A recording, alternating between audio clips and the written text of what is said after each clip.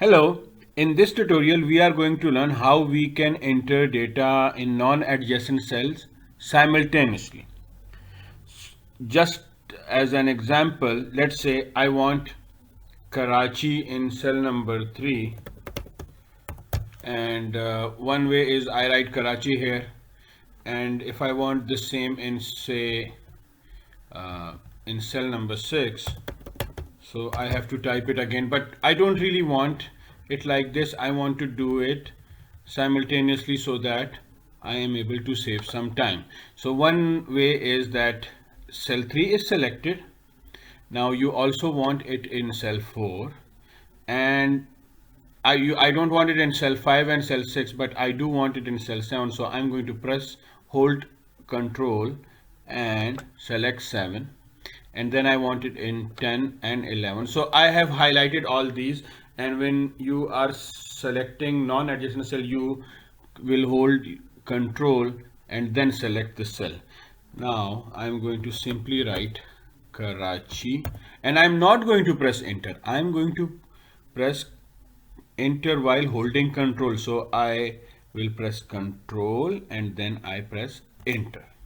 So I have Karachi in all these places. Now you can also do it across different column. Let's say let me select a few cells. So while holding control, I'm selecting different cells, as you can see, and say I want the number 25 in all of these. If I press enter, it's going to get in this cell only where you can see this, but if I press control enter, so it's all there. Now let's do the same for a formula. So here, let me go to this second part of this tutorial. So here, if you want to, let's say, calculate sum, so one way is that you select this cell, and while pressing Alt, hit equal. So you get this formula instantly. So you have the sum over here. And one way is that you just drag it. So this is easier here. But what about the non-adjacent cell over here? So you either need to copy it or you retype the formula. So there is also a better method. Let me delete this. I am going to select this cell, and now while holding control, I'm going to select this, and using the same auto sum shortcut, Alt equal, I have the sum across each and every cell which I highlighted. Okay, this was a shortcut and auto sum is there even. So let's do it for a different function. For example, let me delete this.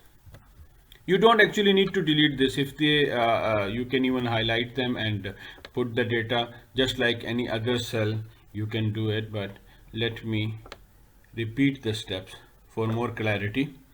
So I have highlighted all these cells, and say I want to know the maximum in each cell